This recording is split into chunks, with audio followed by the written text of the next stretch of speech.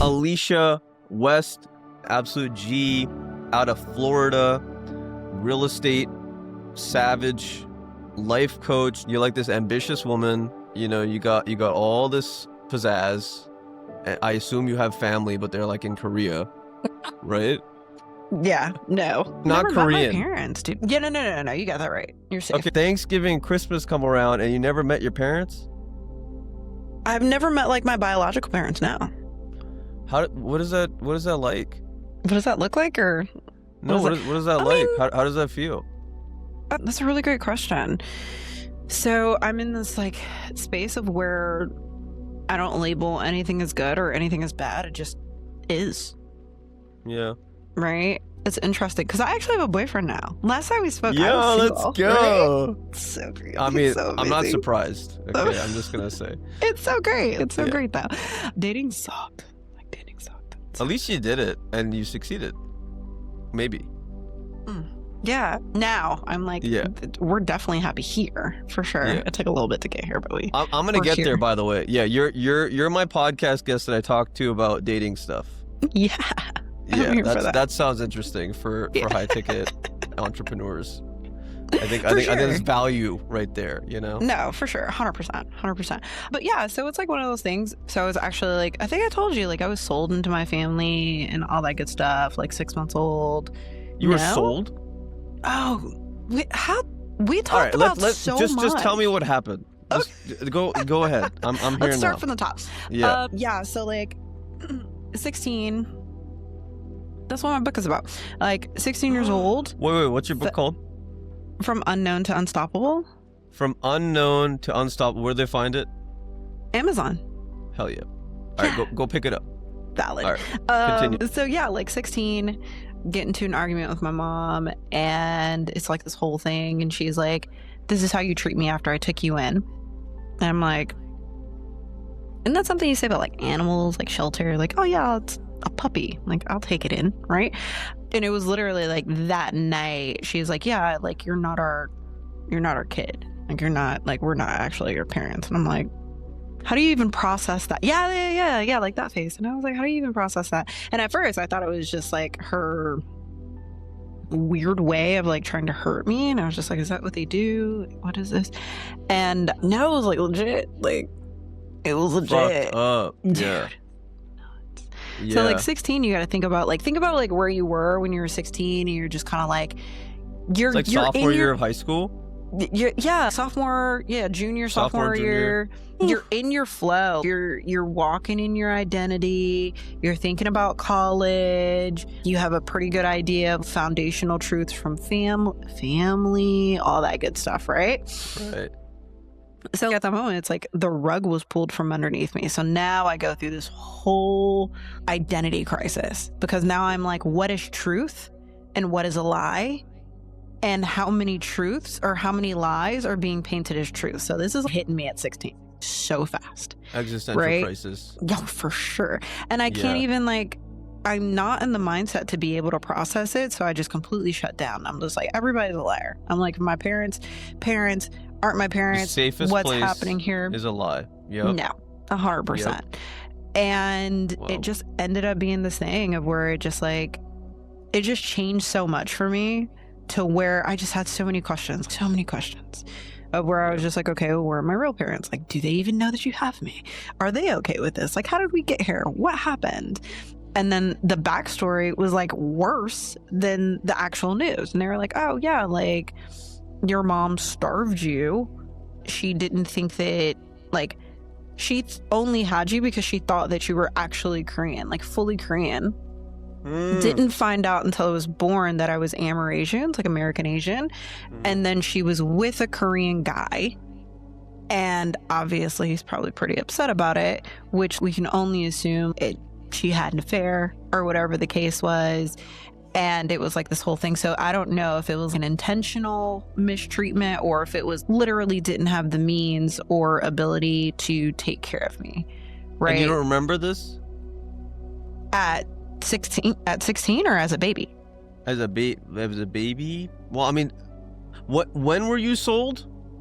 At 6 months.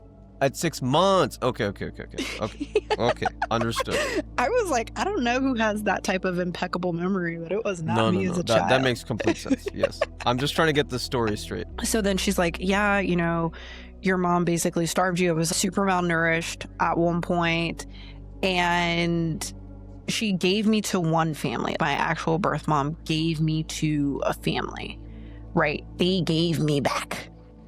And they were like, because they already had a kid, and they were like, we just can't love this kid like our own, which is valid, right? These are things people don't talk about. So then my actual mom who took me in, right, met her in a hair salon and is legit, I have this really pretty baby. You can have her for $200. And my mom says no. She says, but then goes to my dad, her husband, and is like, this lady is this pretty baby. She went $200 for it. I told her no. My dad's like, go back and get the baby. And at this time, they couldn't have any more children after they had their son, right? So they bought me. They being your parents. My your non-biological parents. Yes, my non-biological parents. They already had a son that was 7 years older than me. And they couldn't because there was some sort of law or something? I don't even know. It wasn't even that. It was just like I think this is not North Korea, by the way, right? No, this is South Korea. Yeah, this is South. Wow. So yeah. Is that, wow. Okay. Yeah. You got to culture me. I'm sorry. Go ahead. No, you're good. I mean, I really don't know the difference. Yeah. Okay. So basically, you got sold for $200 mm-hmm. when you were 6 months old mm-hmm. to these parents. Mm-hmm. And then how long were you in Korea? So my dad was military, right? So interesting thing, he lied to get me to the States, right? Cool. Let's think about the time frame, right? 89, right? 89 in South Korea. They're really not too fond of random American babies being left there. So my dad lies and is just like, hey, I had this baby or whatever. It's going to come back to the States with me. And the Korean embassy is like, yeah, sure. Okay, great. That's you. Get it out of here. Right? So I come to the States, no friction, no nothing. Obviously, I don't know anything. I'm a baby. Right? So you got to think, I've just been growing up intermingled with this family. And I'm just like, this is where I belong. I don't know anything else. And it just goes to show like the power of exposure. Right? You're not going to develop an awareness around something until you've been exposed for a reason to have that awareness.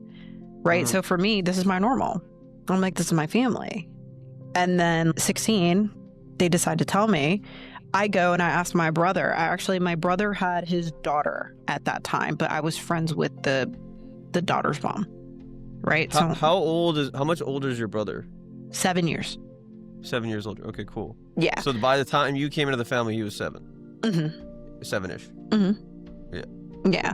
So then I talked to my niece's mom, and did you know that I didn't belong here? And she's, oh yeah. She's like, your brother stumbled upon the papers that your parents had, and they just told him not to say anything. And I'm, what's going on here? I was, how many people know? Mm-hmm. Right? So it's just being able to be, okay, well, what's real and what's not. Did this trigger a bunch of memories of you thinking about how they treated you during certain events in your life? Oh, for sure. And did you see it more clearly then? Yeah. So here's the thing. Here's the caveat though, right? Asian culture. I'm not sure how familiar you are with Asian culture, right? I'm Asian, but I'm brown Asian. So Yeah, so I don't really know what the dynamic is there, but I know, Koreans, Japanese, they kind of favor the boys over the girls. Yep, like there's a clear cut treasure. You exist. Sometimes you exist, right? So I couldn't tell if it was a hidden, small level of resentment or if it was just them embracing their culture. Okay, that makes sense. Okay, so now we take this background.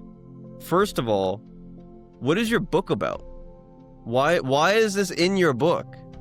Because I'm curious. So that's a great question, right? So let's talk about the genesis of how that book came about. Yeah.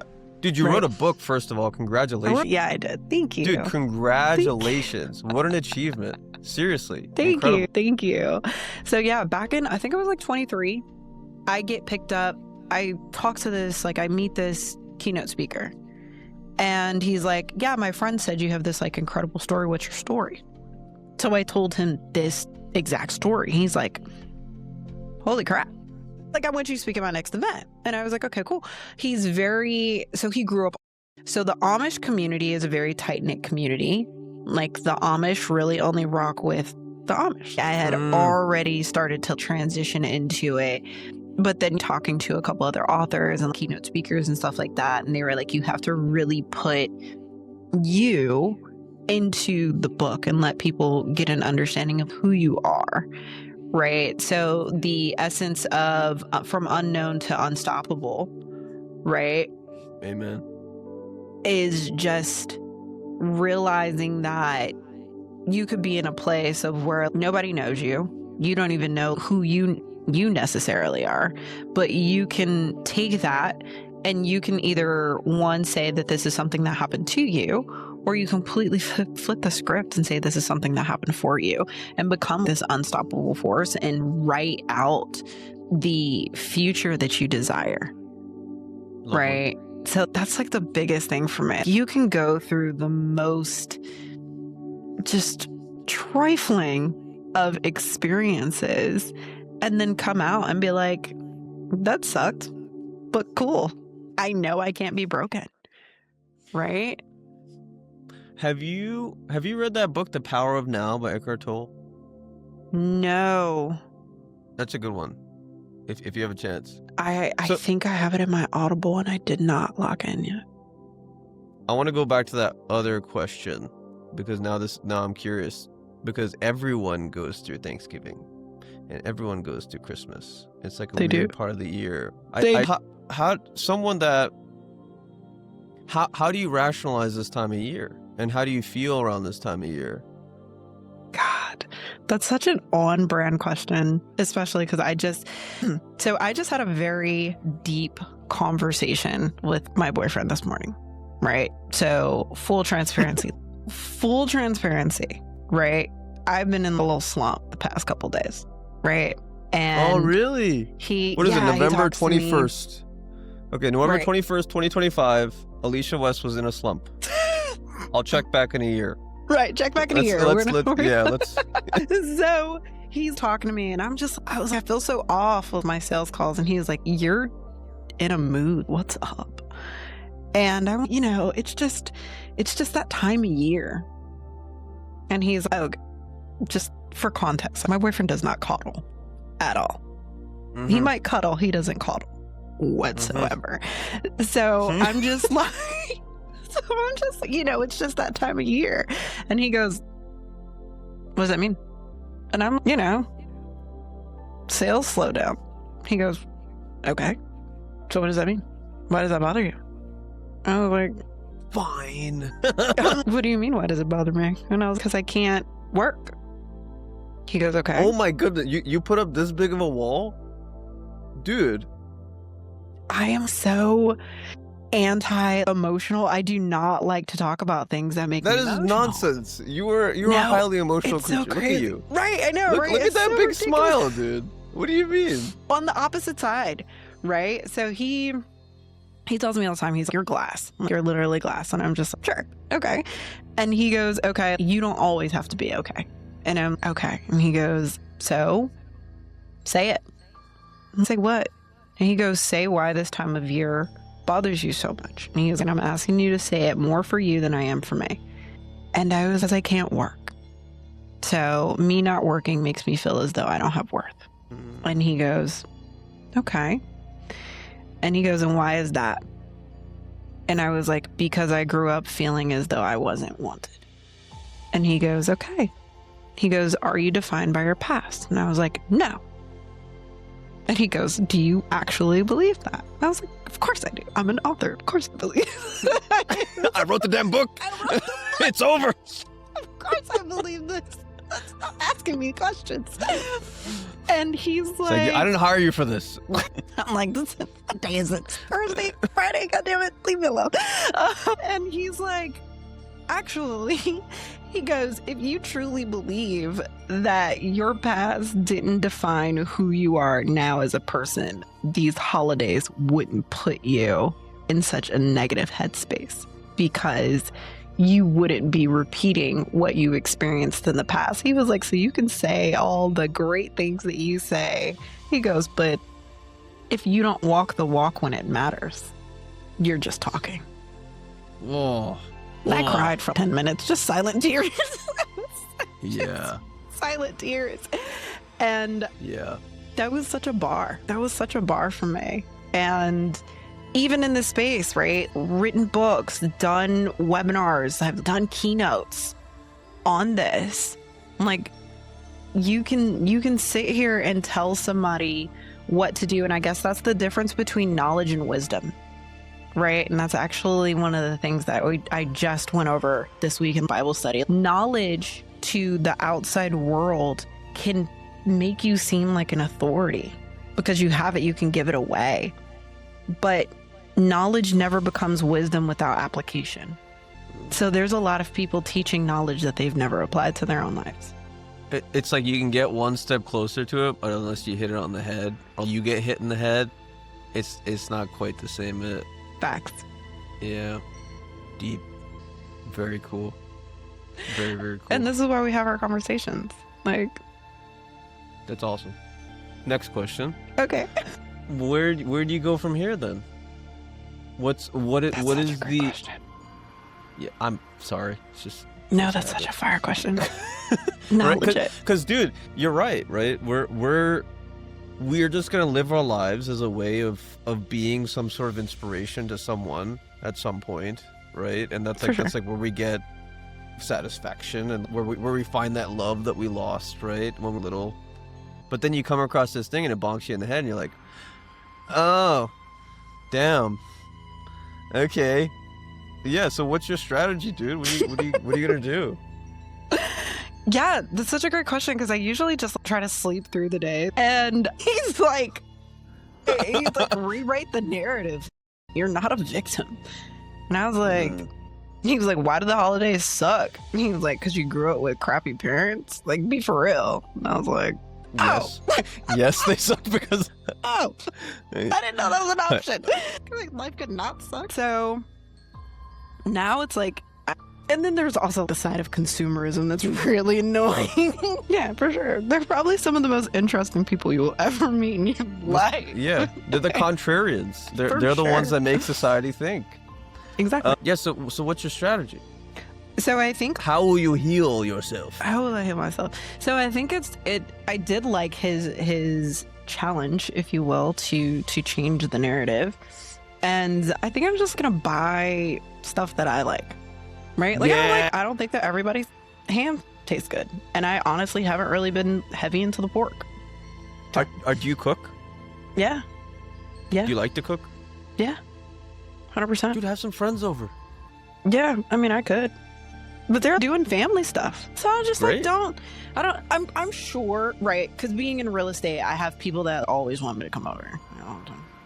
All the time. They're like, look at my house, sell it. No, literally, it's like you put me in this house, come eat some food out of it, and I'm like, oh, okay. But also walk around and take some pictures. Walk around, take some pictures, and tell me what they appraise. Tell me what's going to appraise at right now. Yo, so actually, that brings up a really good point too, and we'll go back to the Thanksgiving dinner. I'm cute. You get to this point in your life where one gets to a point in their life where they work a tremendous amount, and we at some point get known for this, right? For whatever our work is. Where is the intersection between having this cool work-driven life, and then you meet some people that just like align with your shit, and then you have this like little X right here, and you're like, okay, well, I could either go into this relationship like more the business side, or I could like actually be friends with this person. Oh, I blur lines all the time.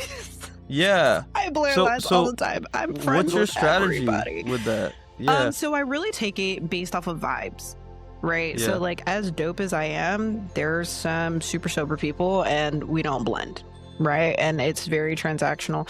Yeah, it's just very transactional. And like, I don't really want to talk to you, but I'm still really, really great at what I do. And we can handle it from there, right? But outside of that, like, cheers to you. Congratulations. Here's your keys. Don't talk to me anymore, right? And then there's some people who legit, I met some buyers, they were referred to me. I sold them their house. They're about to have a baby. They're like, you're the godmom. And I'm like, oh, yeah, 100%. We spent my birthday at the car dealership, like test driving cars. It was great. You know? Yeah. So, yeah. Are you going to keep in touch? I mean, I assume you have a responsibility now for this child. They're mine. I'm family. They're family. I've met both of their parents. They literally were just like, Alisha has her stuff together. And I'm like, wow, it's so interesting. All you got to do is write a book. I did it.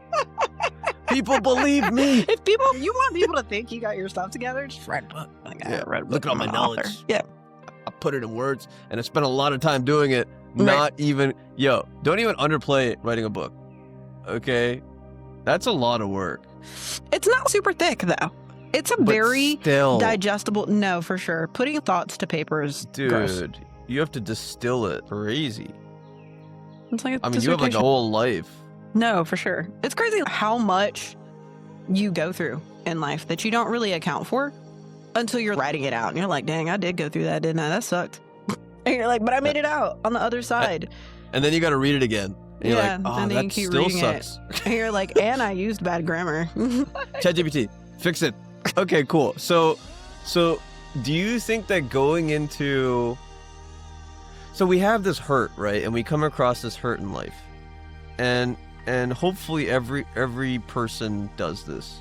I think I think we need to. I think it's what makes life cool.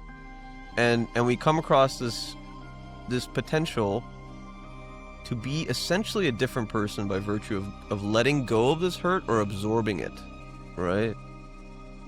What's better? Letting it go or absorbing it? Define absorbing. I just think about all those animes I used to watch growing up where they change into these different creatures, you get catalyzed and you grow horns or something, because you're just like a different creature. It's like animorph into something else. Like you're just right. Oh, that's an interesting perspective, right? Because like to your point, those experiences make us, right? And there's always something to extract from it. And like for me, I don't want to say letting go. Like when you say letting go, do you mean like completely forgetting it, like just acting like it never happened? Like what's your definition of letting go? Let's go. Yeah. Well, yeah, that's it. You're right. Like it never happened. Like okay, I see it and I feel it and I healed the child, but I'm not going to think about it anymore. Like it's not going to be like this thing that I bring up again and again. So I think it's a thing of where you don't necessarily have to bring it up, but you do acknowledge that on the other side of it, it served you. Like that's the way I view everything now. Is like nothing ever hurt me per se. Like maybe in that moment, but I'm grateful for that because I came out with this on the other side. Whether that's knowledge. Like, so for instance, prime example, the whole situation with my parents, right? For a while, I was just like, woe is me. Nobody wants me. My own mom doesn't want me. So why do you want me? Like, so ill, like so gross, right? And then it turned into, you know what? In hindsight, maybe the rug was pulled underneath me. So that way I'm now more open to truth and I don't value traditions over truth. Because think about like how many people, they're like, oh, like I learned this from my mom, who learned this from my nana, who learned this from my great Mima. And they're like, you can't tell them something that contradicts that because it creates chaos in their identity. So for me, my identity being shifted so suddenly at such a young age just made me way more open to people's perspectives about different things. And I'm like, okay, cool. is truth actually ever truth? How do you know? It's just your perception, right? It's your perception. It's what serves you. So I'm like, maybe this has served me up until this point. But you can come and be like, hey, Alisha, if you do this thing, if you do transcendental meditation, it'll change your life. What is the value of tradition? Right? Why did humans hold on to this shit for so long? That's a great question. But it's also like, why are people so passionate about their sports team? These individuals who don't know them. It gives them a sense of camaraderie.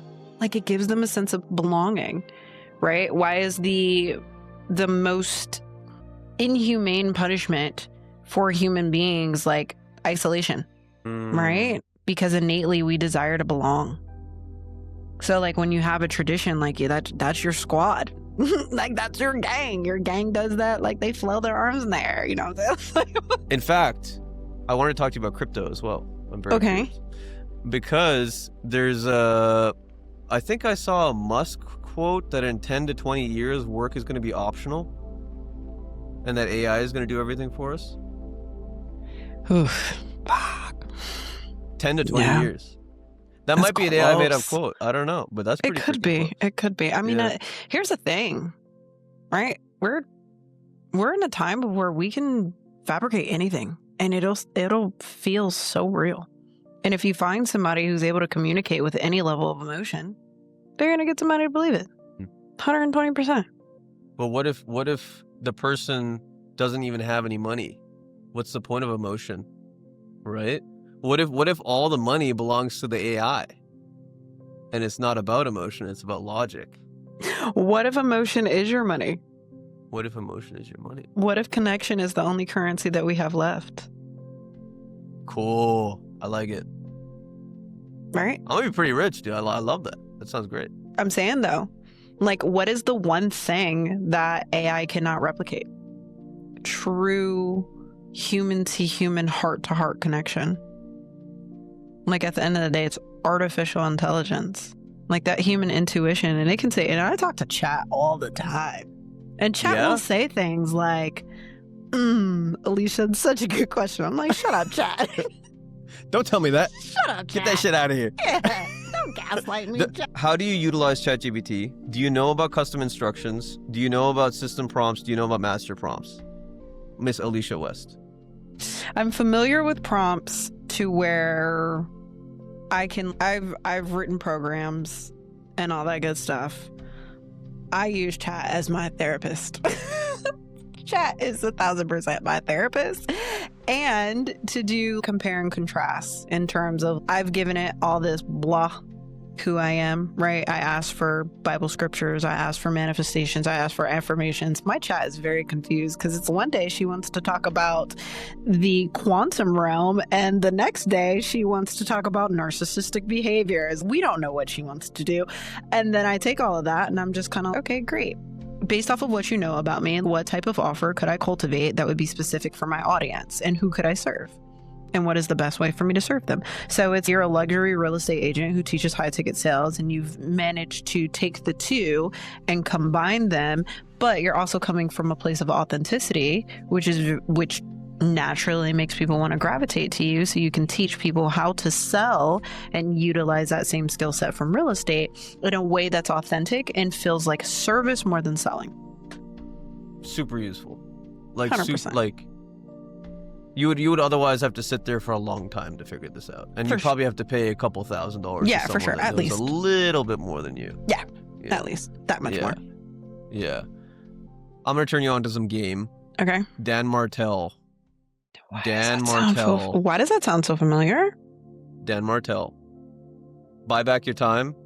Phenomenal book. Yes. Right? Yes. Now, on YouTube, he has a whole series on ChatGPT and how to pimp it. What? Yeah, dude. Check that out. Audience, please check that out. For the sake of for the sake of being relevant in 10 to 20 years, please do this. As far as as far as we talked about traditions, we talked about your book, We talked about ChatGPT and the AI life. Oh, right, crypto. Okay. I remember we had a conversation that you were interested in crypto. Are you still interested in crypto? I bought some crypto since our last conversation. What'd you buy?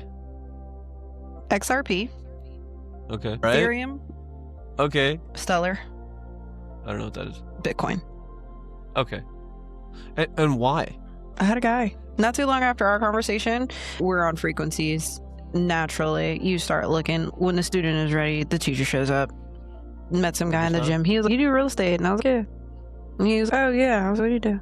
He was, "Oh, yeah. I'm a day trader and I do crypto." And I was like, "Same weird things." He was like, "You want to get into it?" I was like, "Yeah, I do." He was like, "I'll send you some stuff." I was like, "Oh, okay." He was like, "Do some research." I was like, "Yeah, I won't." So he sent you some links and you read the links. He literally sent me some links. I did some studying at that time. And so interesting. Because at Bible study, I have two guys who are really, really heavy into the crypto space. And they just gave me a flyer of this guy who's the crypto real estate agent and teaches people how to buy real estate using crypto. And you can get licensed for that. Yeah, you can get licensed for it. I took a tokenization course literally last year to learn about crypto and all that good stuff. Last year? Last year. Oh, Yeah. You're ahead of the curve. Oh, 100%. You're look- over here. I didn't learn anything from that class. I was so confused. Because I was like, what is a blockchain for 300, please? Like, but the one thing that I did take away from that was just the exchange of assets is going to be wild, right? So I have so many crypto coin. I don't know. Whatever. You know what I'm saying. You have so much crypto that equates to your property, right? But let's say you own a jet and you're like, "Hey, I want part of your real estate." And I'm like, "I want to be able to ride your jet when I want." And we exchange our crypto, our tokens. And you're like, "These 30 tokens give you 30% share of my jet. And then you give me 30% shares of your mansion. And then when you go to sell, we sell accordingly." Do you sell the crypto or do you sell it in cash? You sell the crypto. So the jet itself is priced in not only crypto but also cash, but you're just deciding to deal in the currency of crypto. Fascinating. It is. Yeah. Weird. So weird. We're this close. Yeah. We're just gonna kind of own a lot of things. No, 100%. And I think it's dope, but it's also extremely scary, right? Because people can't remember their passwords. Well, I mean, dude, by the time those people, and I hope it's not you, I can't remember all of my passwords, by the way. I can't either. I actually use 1Password now for all of my passwords. I do too. I am a hacker's dream. They just gotta come find me. No, 1Password's great. It'll be fun. So we're all going to own a little bit of a bunch of things we want access to, and we're not going to necessarily need to own 100% of anything. Nope. We're very cool. As far as how it relates to money, as we use it and think about it now, you can put your liquid money into this vehicle. There was a really cool podcast, by the way. I'll probably send this to you. It was between Grant Cardone and an SEC lawyer, and they were talking about crypto. Very cool. Very, very cool. But you can basically take your liquid, your cash, and you can put it into this vehicle. And for instance, Bitcoin basically is just going to keep on going up, for sure, from what I understand, forever and ever, amen, until it stabilizes. and then you can actually borrow against the crypto. Did you know this? You can take out loans against your crypto. So the asset that's appreciating, you can take out a loan in that moment against that thing and make it into cash. That's like having an insurance premium. It's fucked up. It's I wild. think no one knows about this. I mean, me and you know about this. Yeah. So someone must know about it. Because dude, that's nuts. It's really though. cool. It's like you're literally your own bank. Yeah. Where so are we? that's where we're going. Yeah. And then on top of that, we have Bitcoin treasury companies, or like crypto treasury companies that basically take investors' money and buy a bunch of coin. Crypto. Yeah. And then this coin increases in price, and then they sell parts of their shares off and do all this stuff. So it's like we're completely bypassing what we've used for like thousands of years, like which has been super outdated, right? For thousands of years, for sure. Sure. So I'm saying this because I assume your audience is wise enough to know that this is worth looking into, and I assume my audience is also wise enough to do that. So I think it's crypto and AI are just like, we're not going to get away from it. Like, it's coming, whether you like it or not. And it's just, are you going to leverage it, or is it going to leverage you? What would you do if your identity is based on working?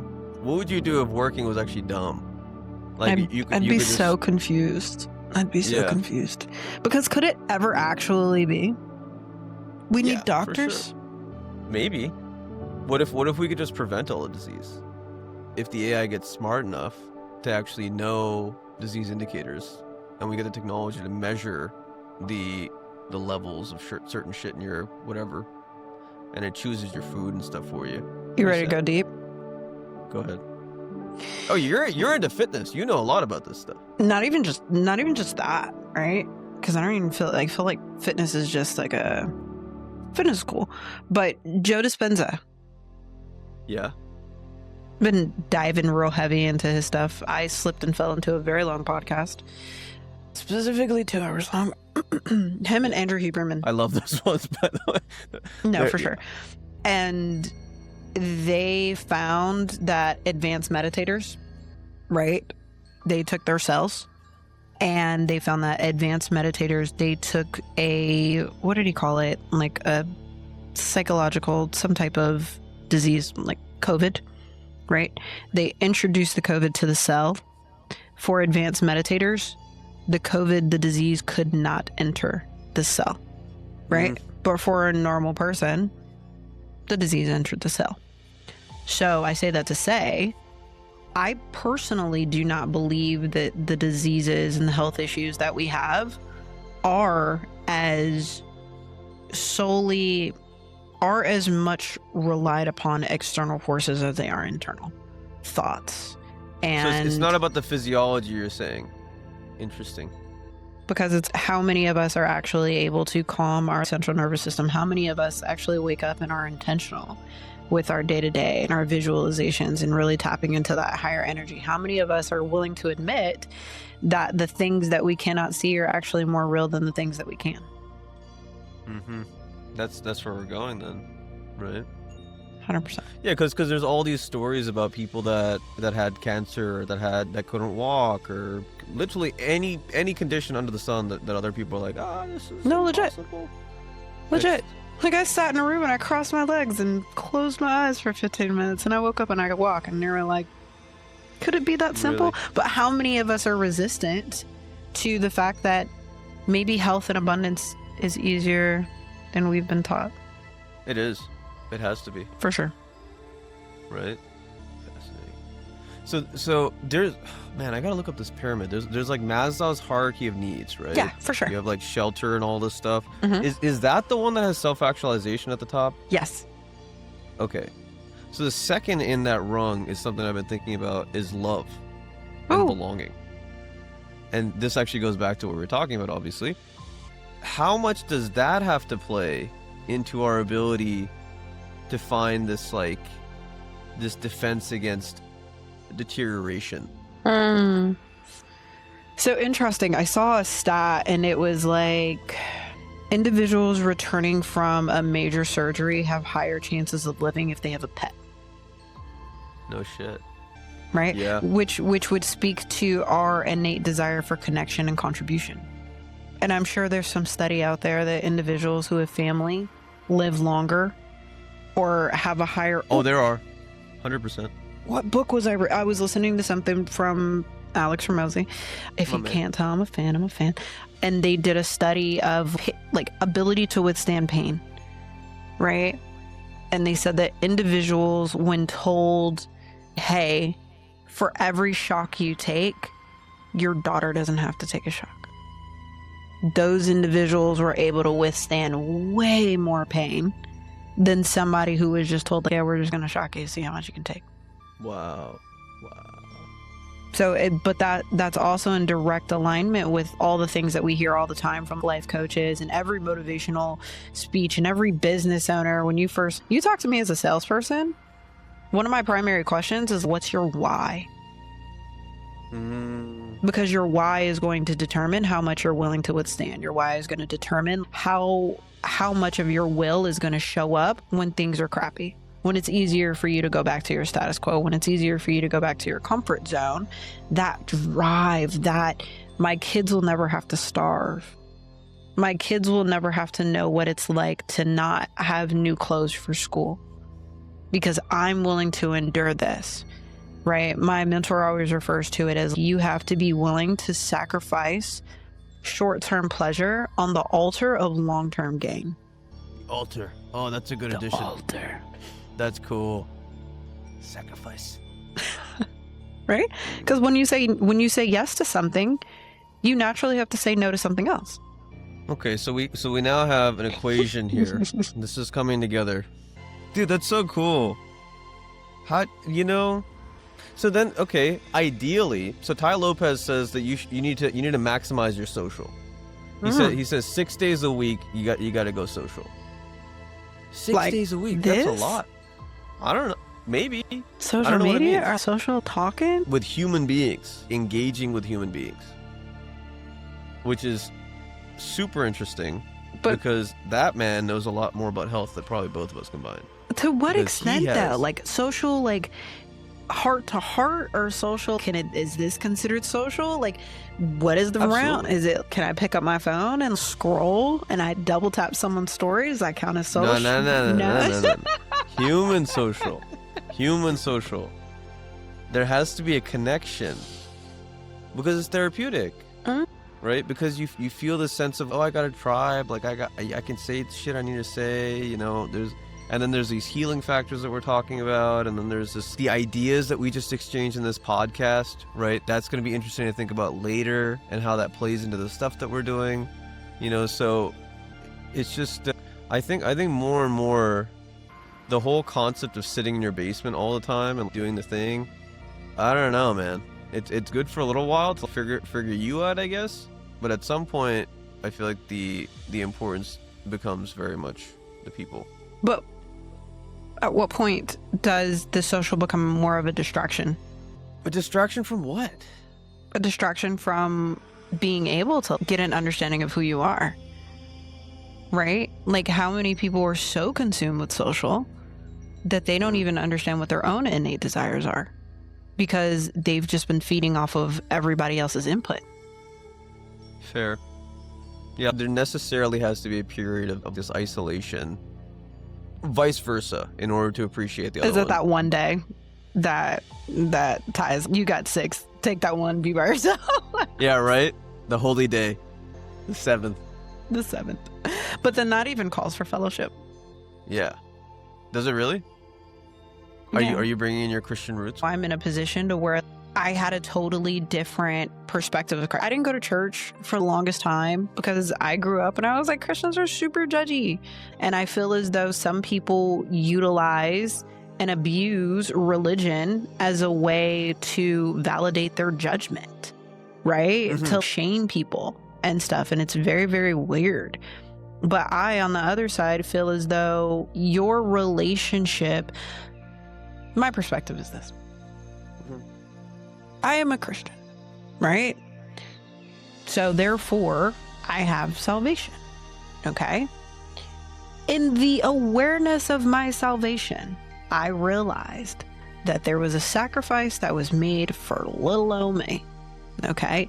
The whole essence of being on this earth is to have that awareness, to be so consumed with gratitude for the fact that you were chosen to be sacrificed for, right? That there was just this unabounding love, and that your life, your soul, your spirit was worth saving, and I now don't have to go to hell.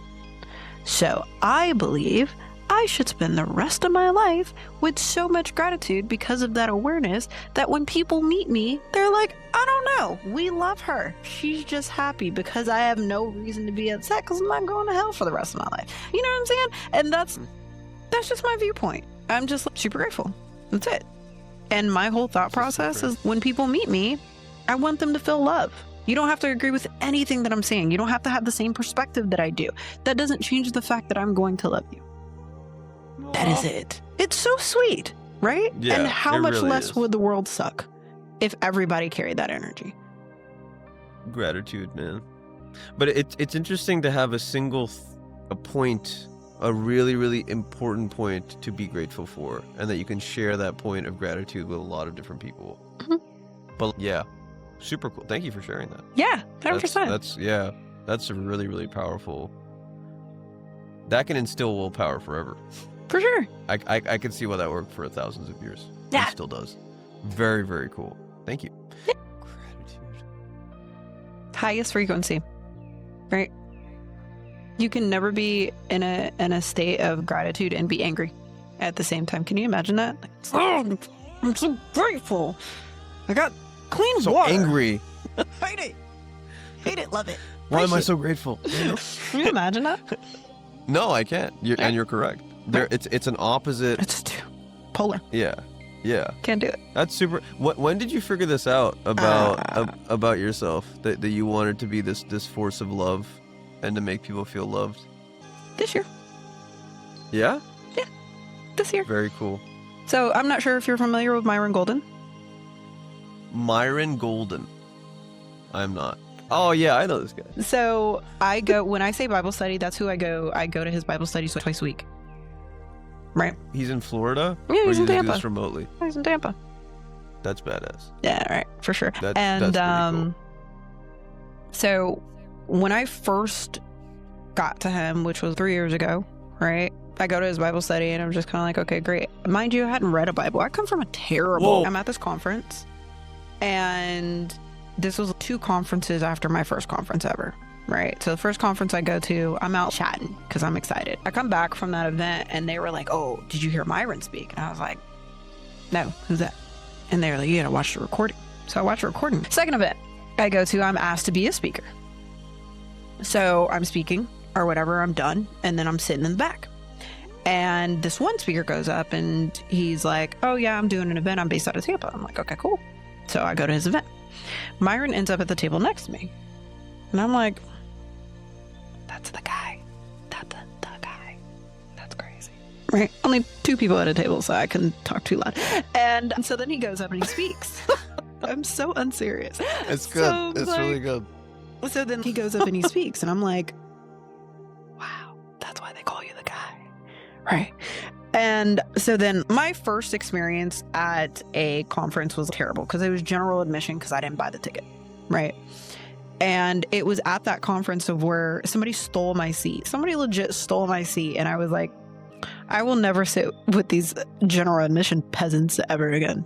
Right. And if you sit, if you only buy general admission tickets, I'm sorry. Like, this is whatever. You know, you can network your way into all the other stuff. No, 100%. You can. And I'm sure I could. But I really enjoy buying.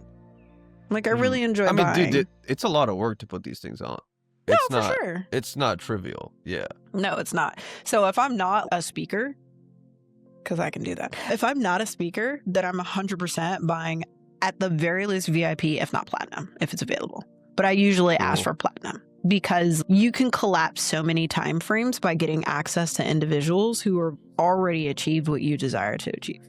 And I think so many people miss that because they get caught up in price versus cost. Say that again. What does that mean? So, price and cost are 2 different things, right? You're familiar with Zig Ziglar? Yes. Cool. So he did a actual YouTube around this. I just watched it today. That's why I'm hitting it. So price, and I'll use his example. Price, there was a $65 bicycle. Okay. And he's like, that's a lot of money.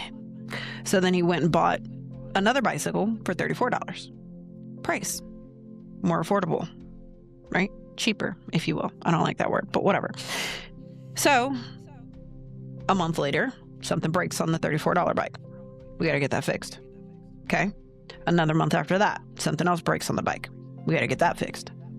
3 months after that, something else breaks on that bike. Now, the cost to repair that bike is going to be more than the cost or the price of the bike originally. Right? This bike. They buy it. It runs for 10 years. Only have to replace 2 tires.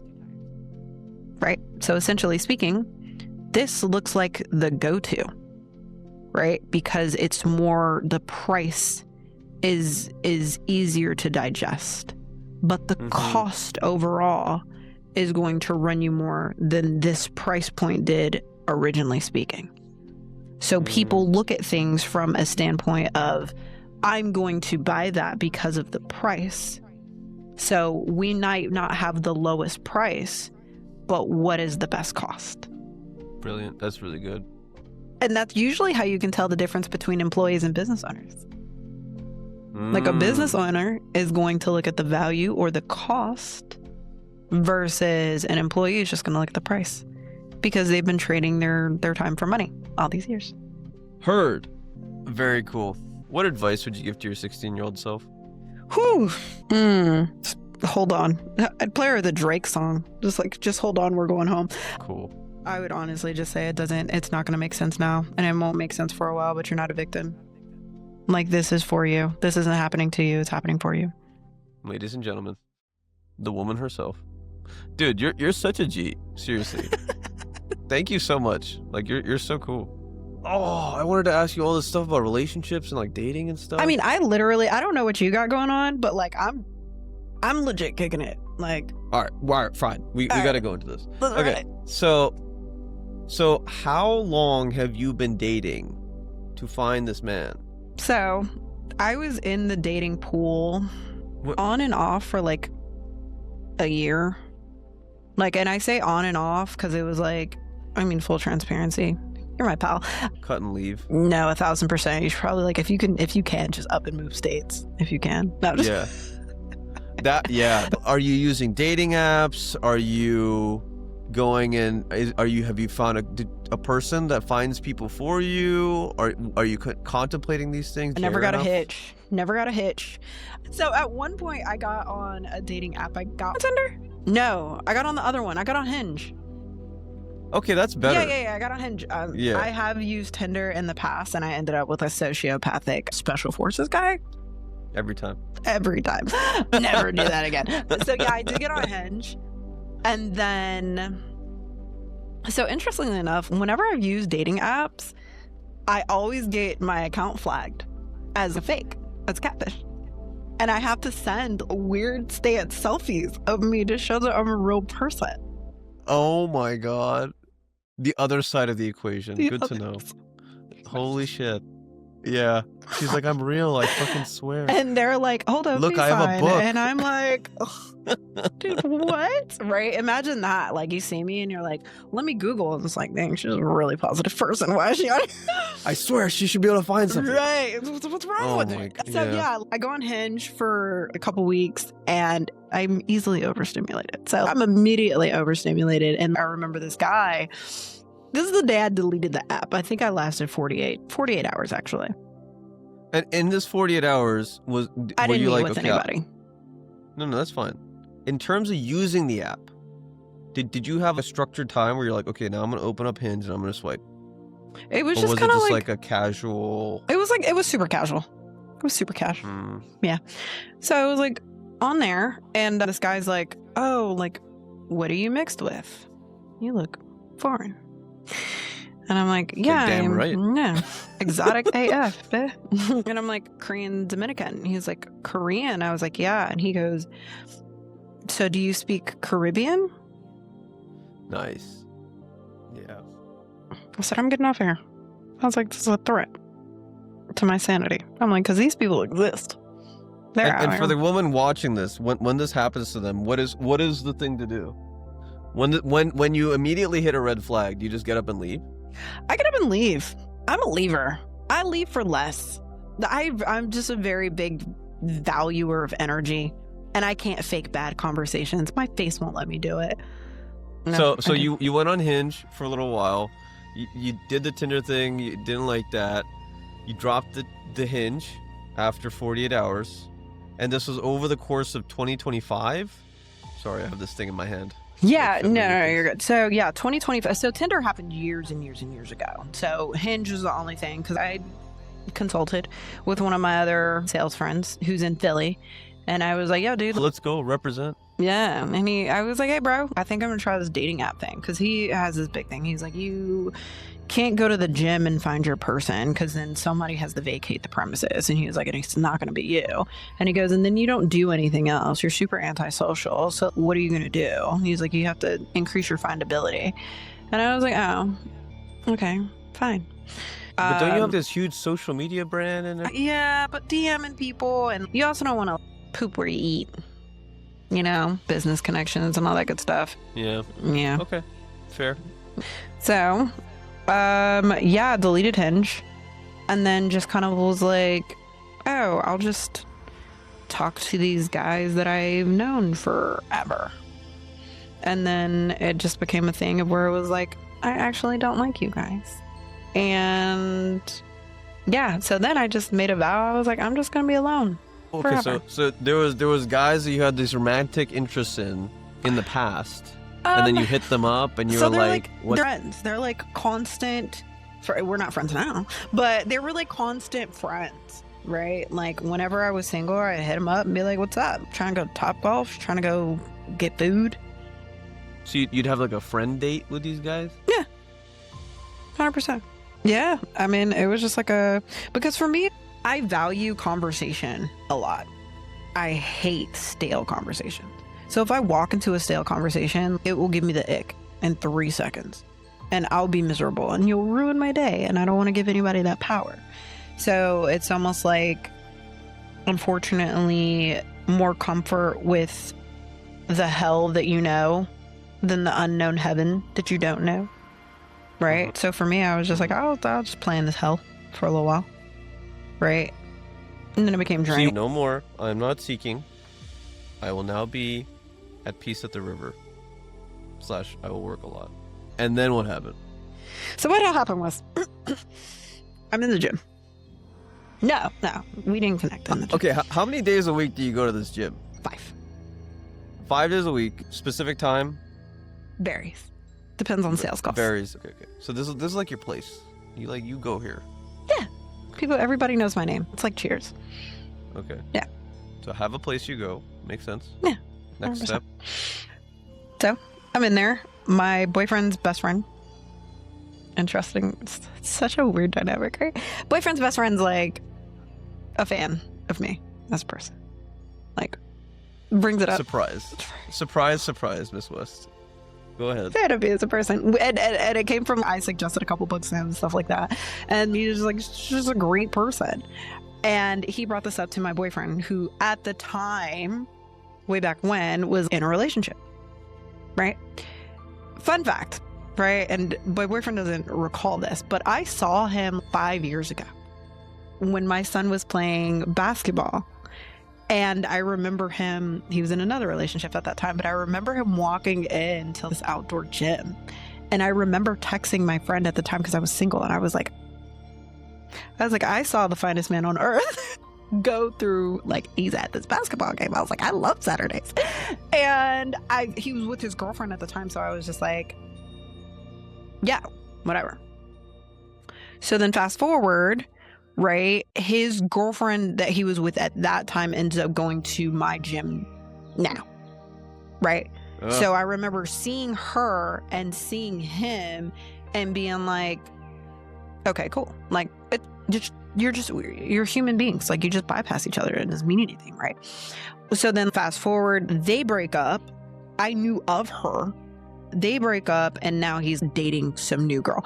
I still don't know him, right? But I'm just like a cheerleader because I'm like, he's attractive. I just want him to be happy. I'm like, I think all good-looking people should be happy. Everybody should be happy, but good-looking people. But especially good-looking people. Because they look especially good when they're happy. No, that's just how it is, dog. Yeah, so that's then I just how find it out, is. like, this guy is, like, best friends with him. So I'm just like, hey, how's your boy? Tell me more. He's like, I was like, how's your boy? And he's like, oh, he's amazing. Like, him and his girl are super happy. They're super in love. They'll probably get married. I'm like, that's amazing. Mind you, I don't know anything about my guy. I'm just a cheerleader. I'm just like, that's amazing. That's awesome. I hope they do get married. That's amazing. Knowing what I know now, I would have, I don't know, voodooed that bit. I don't know. Just kidding. Everything happens for me. I'm just kidding. He's like, I love everyone, I swear. So then fast forward to random middle-ish of this year.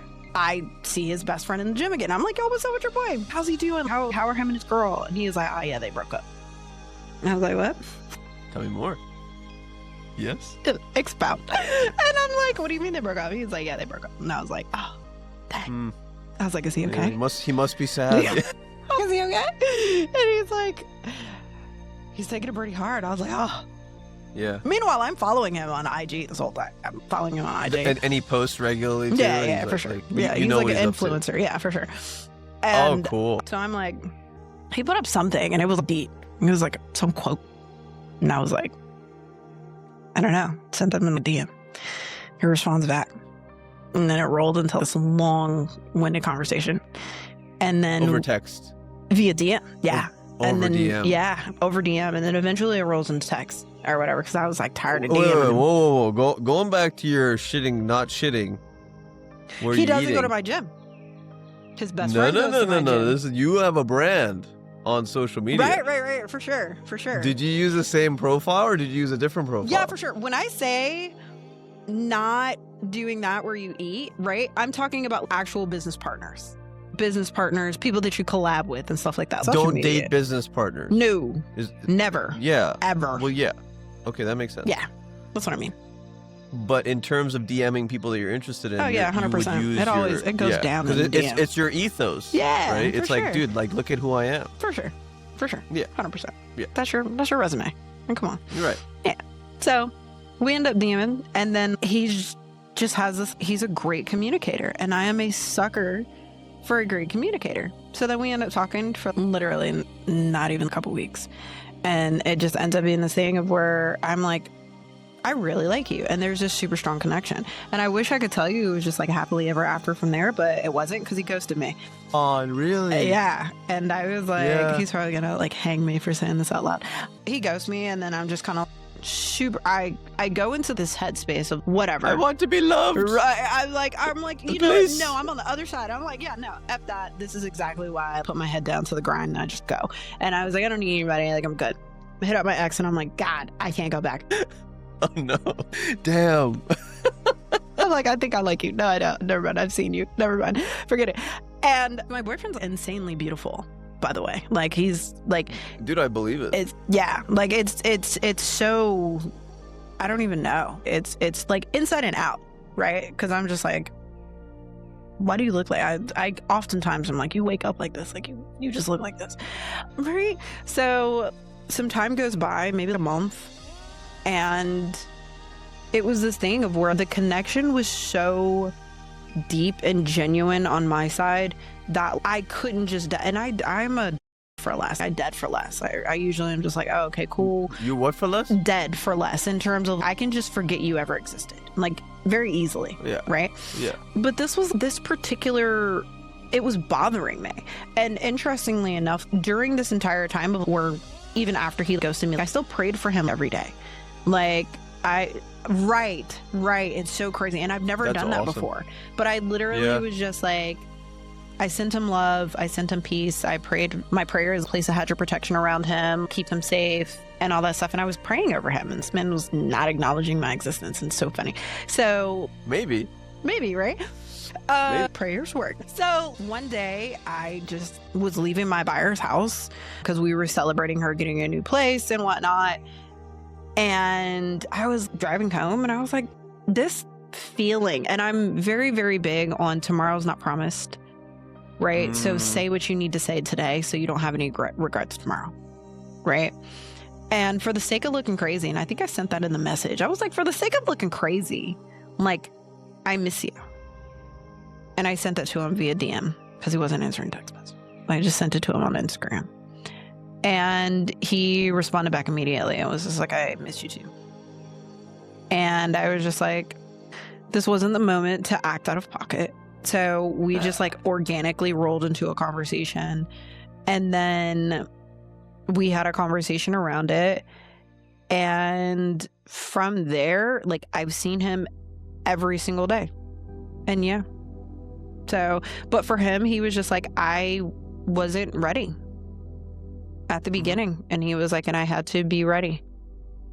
And I was super appreciative of that, right? Because I think for a man, when a man says that he's not ready, like, that really does mean something. For him, it was just like, he came back and just his consistency, he showed up with his actions more than he showed up with his words.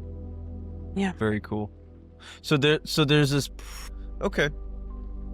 I'll have to collect more of these stories from other folks. For sure. I'm curious. Because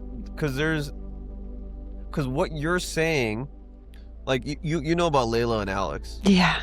Right? They went on a cruise and they collapsed time frames and they're locked in, yeah. Yeah. But also there was she almost didn't go on a date with him the first time. Oh, I didn't know that. She was about to not go. And then Grant and Elena Cardone, right? Grant asked her out 26 times. Straight up. Right? So there's always this progression of, there has to be this weird, I don't know if it's gonna work, you know? There has to be some doubt. Right? There has to be disruption that follows intention. Yeah. It's when something happens twice, I don't take it as coincidence anymore. It's data. For sure. Well, so that's what I wanted to ask you. So thank you. Yeah, 100%. It's been great. Dude, it's a freaking pleasure.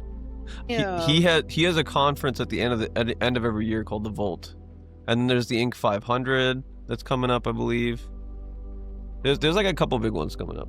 But anyway, let me know. For sure. Any questions, concerns, anything else that you're thinking about in life that may help the young leaders watching this? So I'm really leaned into like Bob Proctor and like Joe Dispenza and Andrew Huberman and cool. Yeah. Like I'm really locked into this like frequency, like subconscious versus conscious mind, and like what's happening here and how much is actually in our control, and have we been allowing life to happen to us instead of happening for us, right? And I'm like, is there, like, how much power do we actually have in these little computer system that we have, right? Like, are we naturally putting out outputs because we're frivolously putting in inputs without being intentional behind them, right?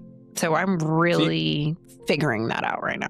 The power of intention, is that a way to boil that down? Or expectation, visualization. I'm in that space of where I'm looking into meditation, right? Do you use any apps? Nope. Meditation apps? Like, just sit, yeah. Be in thought, right? And I'm like, how quickly can we get out of our conscience, right? And learn about like theta and beta and alpha and all those. Like, that's so dope. Like, that's so dope. And training our subconscious, right? Like, how do we break these limiting beliefs? How do we do the things? Like, how do we visualize this life that we want? Because all of us are frequencies, right? Like, we ended up connected for some reason from frequency, right? Because why would Liz decide to say, like, her? Yeah, I remember that one. Right? Wait a second. There's something. Right? Yeah, for sure. Exactly. For sure. And then for our conversations to flow as organically as they did, we're on a match frequency. Otherwise, there would be static. So, yeah. So you're saying appreciate the frequencies. Appreciate the frequencies, right? Appreciate the frequencies and trust. Like, it's so, like, I don't believe that life should be hard. I believe that you should set the intention and then walk with faith that the thing that you're looking for is going to show up, but be open enough to be receptive to it, to allow it to come to you. Right? So when you set the intention to say, like, I got to figure out how to mine, I don't know, only $150 million worth of crypto, like, trust that conversation is probably going to come up. You're somehow going to attract that person who's going to be like, you like crypto? You're like, yeah. You like a lot of it? Yeah. Like, that's what, and it sounds crazy, but like, our minds are so beautiful that like, we are only going to find the answers to the questions that we ask. And if we never ask the question, we'll never have the answer. Ask a lot of questions. Thank you so much. Yeah, it's been a pleasure. Dude, thanks for being awesome. And thank you for discovering that you want people to feel loved when they're around you. That's such a powerful thing. 100%. Godspeed, dude. Thanks, man. Super excited.